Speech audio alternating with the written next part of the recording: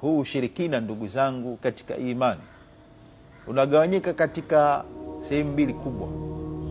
Sehemu ya kwanza ni ashirkul akbar, ushirikina mkubwa, na sehemu ya pili ashirkul asghar, ushirikina mdogo.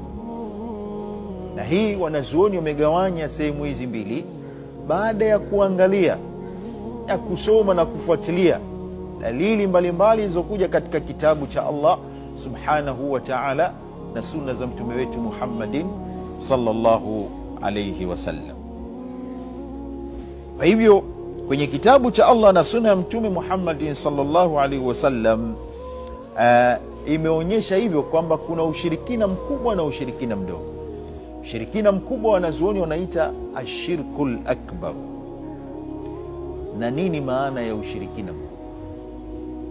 Ushirikina mkubwa ndugu zangu katika imani, wa huwa an yusrafa li ghairi llah ma huwa mahdhu haqqi llahi min rububiyyatihi wa uluhiyyatihi wa asma'ihi wa sifatihi, kwamba kielekezwe